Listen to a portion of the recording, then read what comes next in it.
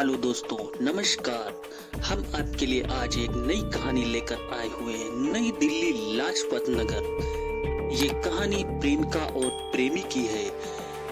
प्रेमिका ने किया प्रेमी का कत्ल। 4 साल रिलेशन में रहने के बाद भाई के साथ मिलकर उसका कर दिया कत्ल। ये कहानी बहुत दिलचस्प कहानी है। कहानी को सुनने से पहले आपसे हाथ जोड़कर निवेदन है कि आप हमारे चैनल पर अगर नए आए हुए हैं तो प्लीज हमारे चैनल को सब्सक्राइब कर लाइक करें और नोटिफिकेशन बेल को जरूर दबाएं ताकि सबसे पहले हमारी कहानी आपको मिले। हाँ, ये भी कमेंट में लिखें कि हमारी कहानी आपको कैसी लग रही है और ये भी लिखें कहानी आपको कैसी चाहिए आगे। धन्यवाद। चलिए कहानी को शुरू करते हैं आगे ना टाइम बर्बाद करते हुए। दिसंबर सन 2022 को सविता अपनी सहेली से मिलने नई दिल्ली गई थी। अगले दिन दोपहर 12 बजे जब वह दिल्ली के लाजपत नगर में स्थित अपने फ्लैट पहुंची तो वहां खौफनाक मंजर देखते ही उसके मुंह से चीख निकल गई। उसके पैर दरवाजे पर ही ठिठक गए। उसके लिवान पार्टनर सूरज गौतम की लहूलुहान लाश फर्श पर पड़ी थी। उसकी गर्दन से खून निकलकर पूरी फर्श पर फैल चुका था जो अब जम चुका था। सविता ने सबसे पहले अपने फ्लैट के मालिक के मल्होत्रा को फोन कर इस घटना की जानकारी दी। के मल्होत्रा पास ही एक दूसरी कॉलोनी में रहते थे, लिहाजा कुछ ही देर में अपने लाजपत नगर वाले फ्लैट पर पहुंचे जहां बुरी तरह घबराई सविता उनका इंतजार कर रही थी।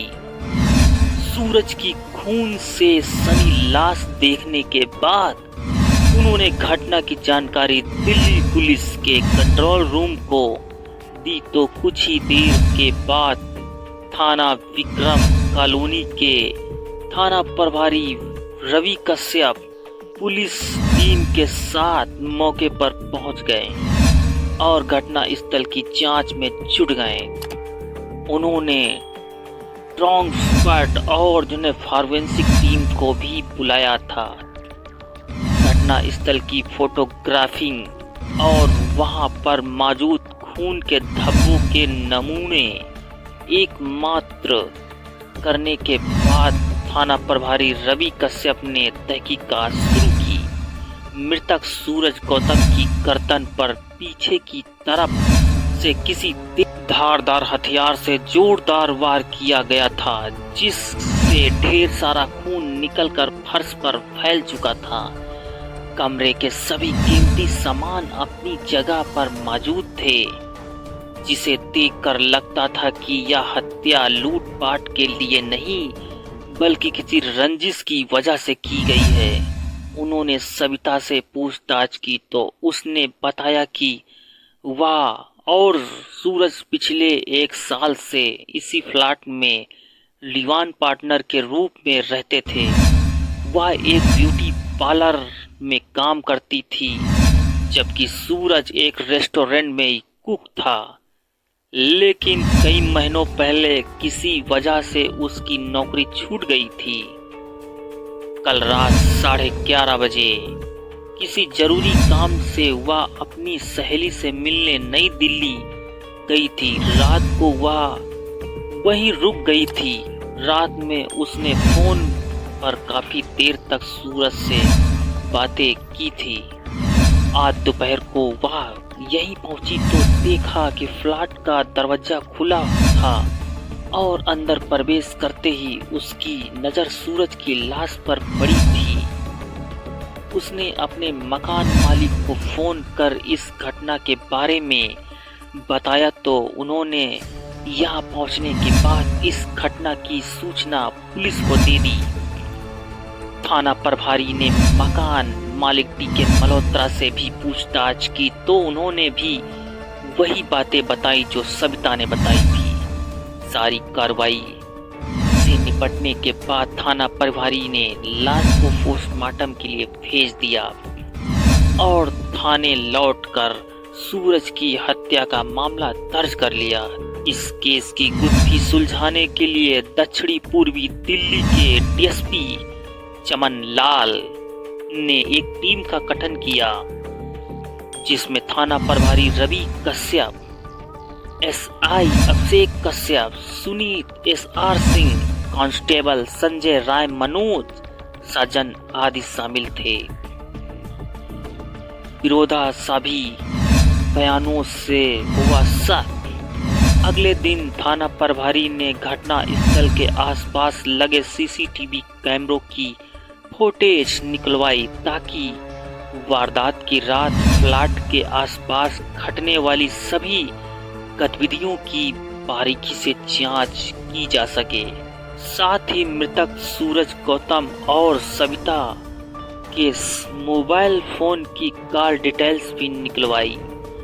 कॉल डिटेल्स और सीसीटीवी फुटेज की बारीकी से जांच पड़ताल करने के बाद थाना प्रभारी ने गौर किया कि सविता के बयान विरोधाभासी थे, इसीलिए सविता को पुनः पूछताछ के लिए अंबर कॉलोनी थाने बुलाया गया।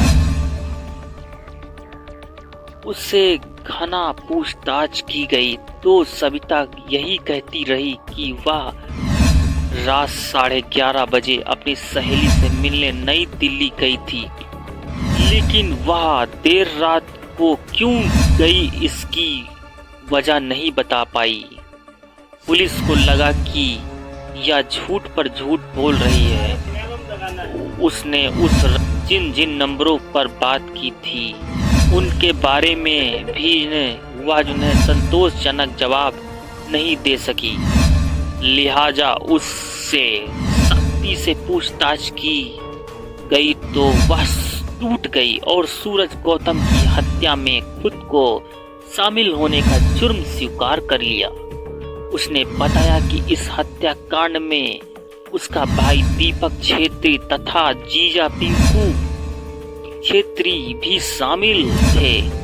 ये दोनों पश्चिम बंगाल के कालीपियोग शहर के रहने वाले थे।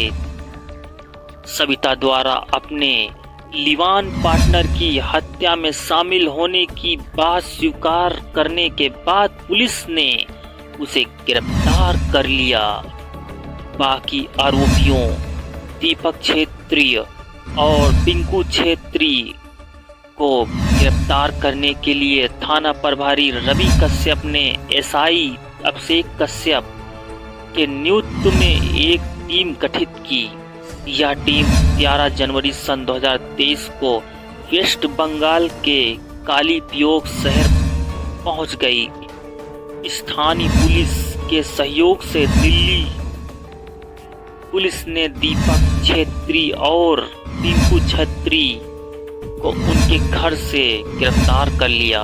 दोनों से सूरज गौतम की हत्या के बारे में पूछताछ की तो उन दोनों ने पुलिस को बलगलाने की काफी कोशिश की, लेकिन बाद में जब उन्हें बताया गया कि सविता गिरफ्तार हो चुकी है और उसने अपना गुनाह कबूल कर लिया है तो उन दोनों ने भी अपना जुर्म स्वीकार कर लिया।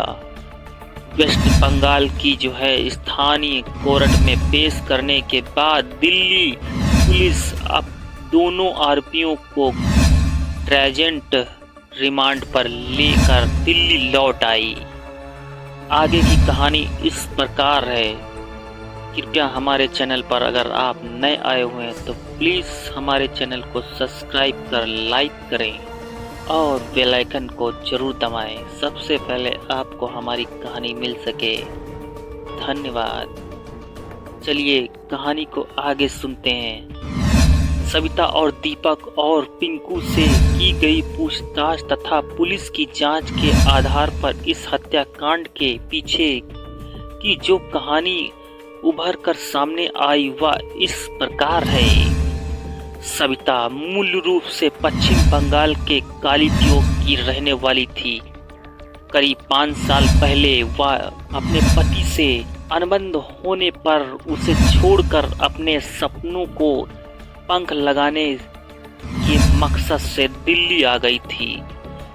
या उसकी एक सहेली थी जो बहुत शौकत से रहती थी। वह सहेली जरूरत पड़ने पर उसकी मदद कर दिया करती थी।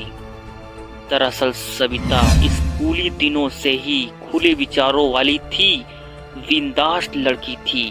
वह जिंदगी को अपनी ही शर्तों पर जीना चाहती थी, जबकि उसका पति एक सीधा साधा युवक और उसे सविता का ज्यादा दिखावा करने को और लड़कों से मिलना नहीं पसंद आता था। उपयुक्त स्वभाव होने के कारण शादी के थोड़े दिनों बाद ही एक दूसरे को नापसंद करने लगे थे। बाद में जब बात काफी बढ़ गई तो एक दिन सविता ने पति को छोड़कर वापस अपने मायके चली आई। कुछ दिन तो वह मायके में रही, फिर बाद में उसने अपने पैरों पर खड़े होने का फैसला कर लिया और वह दिल्ली आ गई। यह ज्यादा पढ़ी लिखी तो नहीं थी, लिहाजा 5वीं पास थी। छोटे शहर की रहने वाली और कम शिक्षित होने के बावजूद उसका रहने का स्टाइल ऐसा था जैसे देखकर लगता था कि वह काफी मॉडल है। दिल्ली पहुंचने के बाद सविता ने अपनी उसी सहेली की मदद से ब्यूटिशियन की ट्रेनिंग ली। इसके बाद वह एक ब्यूटी पार्लर में नौकरी करने लगी। नौकरी करने से उसकी मैली हालत अच्छी हो गई और जिंदगी पटरी पर लौट आई। इसी दौरान एक दिन उसकी मुलाकात सूरज गौतम नाम के युवक से हुई जो नेपाल का रहने वाला था। उसकी मां कालू हिमाचल प्रदेश की थी। 35 वर्षीय सूरज दक्षिणी दिल्ली रेस्टोरेंट में कुक था। दोनों एक दूसरे को पहचानने लगे। कुछ दिनों तक दोस्ती के बाद वह सूरज को अपना दिल दे बैठी। सूरज सविता की खूबसूरती पर पहले से ही फिदा था। एक दिन सूरज ने सविता को अपने दिल की बात बता दी और कहा कि वह उसे दिलो जान से प्यार करता है। इतना ही नहीं, उससे शादी भी रचाना चाहता है। सविता उसके दिल की बात जानकर खुशी से झूम उठी। उसने सूरज से कहा कि पहले कुछ दिनों तक हम लोग साथ रह लेते हैं, फिर घर वालों की रजामंदी से शादी कर लेंगे। इसकी एक वजह भी थी कि अभी पहले पति से सविता का जो है तलाक नहीं हुआ था। तलाक के बाद ही दूसरी शादी संभव हो सकती थी। कोई 4 साल पहले सविता ने सूरज गौतम के साथ नई दिल्ली में किराए के मकान लेकर रहना शुरू कर दिया। दोनों एक दूसरे को पाकर बहुत खुश थे। सूरज सविता का काफी ख्याल रखता था। सविता भी सूरज के साथ लिवान में रहकर खुद को भाग्यशाली समझती थी। सूरज ने केवल देखने में जुने स्मार्ट था, बल्कि एक अच्छे पार्टनर की तरह उसकी प्रत्येक छोटी मोटी बात पर विशेष ध्यान रखता था। सविता भी सूरज की जिन्हें खुशियों का खूब ख्याल रखती थी। वह अपनी तरफ से कोई ऐसा काम नहीं करती थी जिससे सूरज की कोई भावना अहित हो। सविता और सूरज 3 सालों तक नई दिल्ली स्थित इस मकान में रहे। इस बीच जब सविता की पगार अच्छी हो गई तो वह नई दिल्ली से लाजपत नगर आ गई। यहाँ डीके मल्होत्रा के फ्लैट में किराए पर रहने लगी। यह उसका फ्लैट 3री मंजिल पर था। इतने दिनों तक लिवान रिलेशन में रहने के कारण दोनों के परिवार भी उनके संबंधों से अपरिचित हो चुके थे। सविता का भाई दीपक छेत्री जब तब काली वियोग से दिल्ली में उसे पास आता था। उसे सूरज का व्यवहार पसंद नहीं था। विजय ने सविता की पसंद पर ऐतराज नहीं जताया, लेकिन एक दिन उसने सूरज की गैर मौजूदगी में अपने मन की बात सविता को बता दी। क्योंकि सविता सूरज से प्यार करती थी, इसलिए उसने जुने भाई से सूरज का पक्ष लेते हुए कहा कि सूरज दिल का बुरा नहीं है, लेकिन फिर भी अगर सूरज की कोई बात उसे अच्छी नहीं लगती है तो वह उसे कहकर इससे सुधार लाने का प्रयास करेगी। दीपक ने जब देखा कि उसकी बहन ने उसकी बात को ज्यादा तहज्जुब नहीं दिया तो उसने चुप रहने का ही फैसला किया। अपनी भलाई समझी और सूरज और सविता को दीपक की बातों से जरा भी फर्क नहीं पड़ रहा था।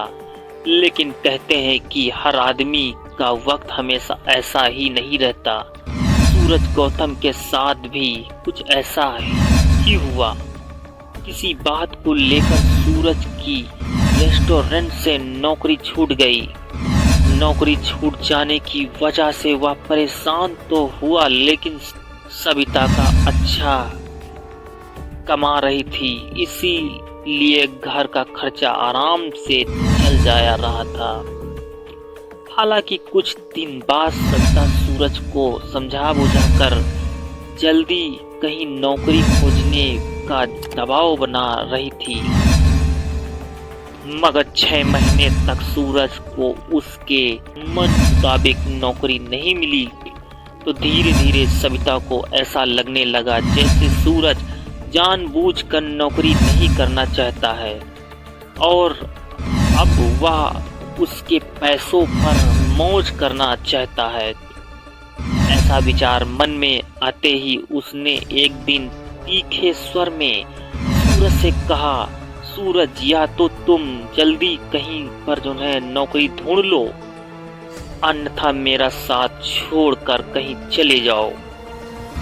हालांकि सविता ने यह बात जो है सूरज को समझाने के लिए कही थी, लेकिन उस दिन के बाद सूरज ने तेवर बदल गए।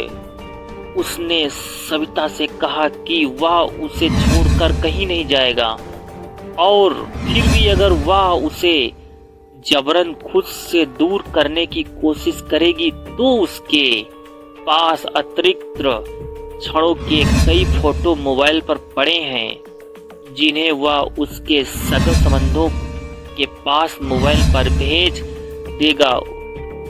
इसके बाद वह कहीं मुंह दिखाने के लायक नहीं रहेगी।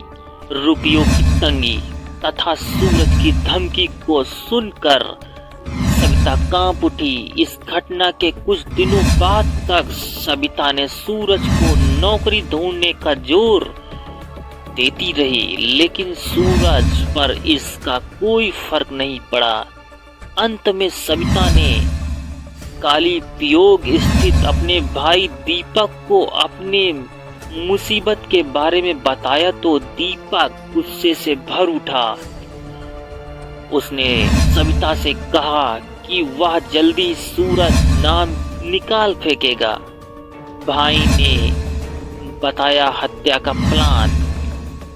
भाई की बात सुनकर सविता को राहत महसूस हुई। दीपक को सूरज पहले से ही नापसंद था।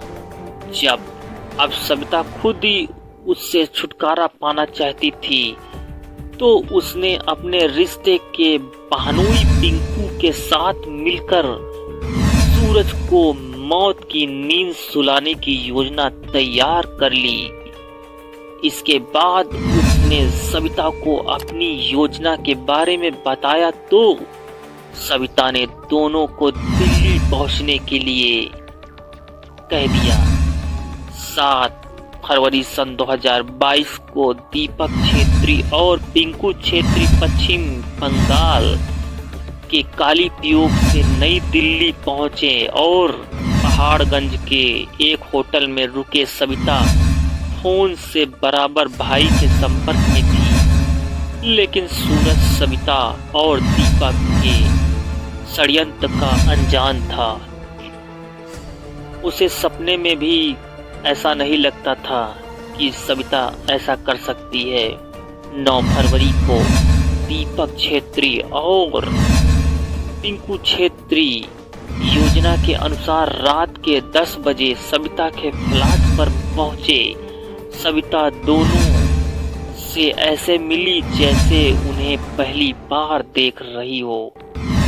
सूरज भी उनसे घुल मिलकर बातें करने लगा। 11:30 बजे उसने अचानक सबको बताया कि उसे अभी इसी वक्त अपनी सहेली से मिलने नई दिल्ली जाना है। इसके बाद वह तैयार होकर फ्लैट से बाहर निकल गई। रात में सविता सूरज के मोबाइल पर कॉल करके उससे 2-3 घंटे तक मीठी मीठी बातें करती रही। तड़के करीब 4 बजे जैसे ही सूरज सोया तभी दीपक ने पिंकू के साथ मिलकर उसकी गर्दन पर चाकू से वार किया। थोड़ी देर तड़पने के बाद जब उसका शरीर ठंडा पड़ गया तो दोनों वहां से आनंद विहार के लिए निकल गए, क्योंकि वहां से उन्हें कालीपियोग के लिए ट्रेन पकड़नी थी।